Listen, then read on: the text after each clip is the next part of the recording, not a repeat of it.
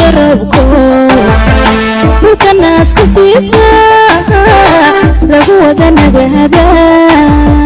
walaalo waxa uu dhaceen horta magaaladu waa iska magaalo iska irda xiran ilaahay xaaladeeda og yahay waxay yiraahdeen canshuur ayaa laga qaadayaa canshuurtii warkeeda markii la sheegay waxba ayagoon qaadin ayay yimaadeen saaka iyo shalay iyo daraad waxay yiraahdeen waxa la doonayaa inaad keentiin lacago canshuur ah bishii hore u sheegnay oo wax qaban iyo bishaan dadkii waxay yiraahdeen waxaan ka codsanaynaa inaad bishaan wax naga qaadaan canshuur deyn ma ahan waa gartay waa diideen saaka ciidamay soo wateen dadkii dhan way taxaabeen marka waxa noo sheegtaa tirada dadka la xirxiray iyo ciidanka dadka xirxiray qaabka ay wala dhaqmeen dadkii suuqa la xirxiray maanta dadkii waa u yimaadeen dadku waxba ma diidaneen waxay yiraahdeen bishaan naga qaada canshuurta naga qaata waana ay ka diideen markaas askartay keeneen dadkii waa hajuumeen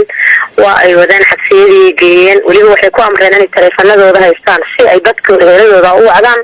si magafi oo lacag ay uga qaataan dadka xirxiran hadda tiradooda mise gaaraysa dadka xirxiran tiradooda hadda waxay gaaraysaa hadda waxa way 8 gabdhood iyo waxa weeye waxa la xiray iyo hal wiil hadeer umadina way kala carartay aniga hadeen la hadlayo laftigeeda waxaan kamid ahay bulshada ganacsatada magaalada joogto waanaba uga cararnaba wadankii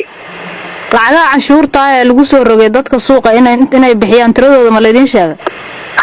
qofba waxbay ku soo qoreen sida dadku kala hanti badan yihiin qofkii dukaan yar jooga oo iska adiga 1000 iyo 2000 iyo wax lamid ah yaalaan waxay yiraahdeen waxa keenaysan $50 waa gartay qofkii oo u dhaxeeya oo dad oo macna leeba 3 raqam waaye qof waxay yiraahdeen waxa keenaysaa $15 qof waxay yiraahdeen waxa keenaysaa $30 qofba sida yiraahdeen hadda laakiin waxa barnaamijku wuxuu u badan yahay dadkan hadda lacagaha xirta dad aysan qaban karin waaye dada waxay ku baryotamayaan gabar yar oo ka ay joogto yahay gadato waxay leedahay walaalayaal $5 lacag ay ka qaato waana ka diideen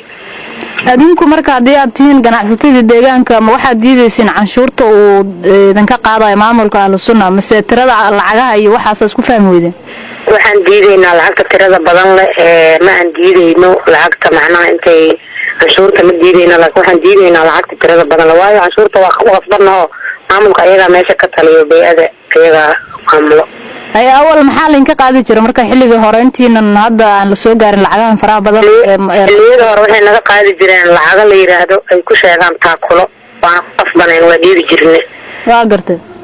hadda laakiin waxaan ku leeyahay maadaama xafiis dawladda oo safnay oo man helaynin wax ka farman shiibiya aan noo sameyn karin baris waxaan u baahano aan aqoon sameyn karin barnaamijka sidii hore looga qaata wayna diideen ilaa waa dad qasbanay dadka xirxiran hadda magacyadooda hadaan ku soo gudbiyo waa